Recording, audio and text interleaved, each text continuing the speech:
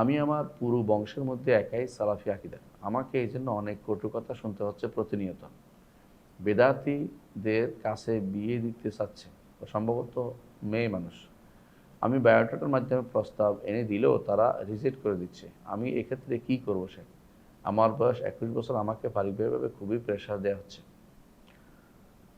যদি এরকম অবস্থা হয় যে আপনি বেদাতীদের থেকে বাঁচতে চাচ্ছেন, কিন্তু আপনার পরিবার কোনোভাবেই বেদাতীদের ছাড়া অন্য কারো কাছে বিয়ে দিবে না, তারা বেদাতি এবং তারা বেদাত ছাড়া অন্য কিছু মানতে রাজি নয়, তখন আপনি কোর্টের মাধ্যমে তাদের এই আপনার নিজেকে ভালো ছেলে পেলে তার কাছে বিয়ে দিতে পারবেন।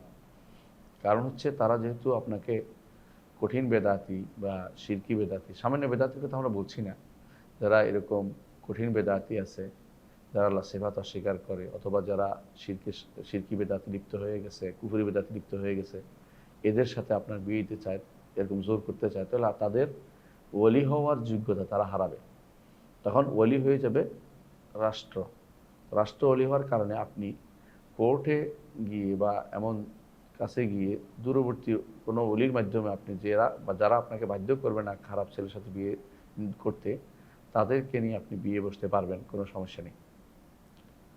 তবে জিনিসটা যেন সত্য হয়। অনেক সময় ওরাও হয়তো ভালো চাচ্ছে, আপনিও ভালো চাচ্ছেন, আপনার মন মতো ব্যক্তিকে আপনি মন মতো উত্তর পাওয়ার জন্য আমাদের কাছে ঘুরে ফিরে বলছেন। আল্লাহ এটা ভালো জানেন। আমরা শুধু আপনাকে সত্যি সত্যি আপনার যা বলেছেন তা সত্য হলে, আপনার বক্তব্য সত্য হওয়া সাপেক্ষে আপনি কোর্টে গিয়ে বিয়ে করতে পারবেন। কারণ তারা আপনার যারা যারা আপনার অভিভাবক, আসল অভিভাবক, তারা তখন যেহেতু আপনাকে বেদাত এবং শিরকের সাথে আপোস করতে বলছে বা জোর করছে, সেখানে তারা তাদের অভিভাবকত্ব হারাবে।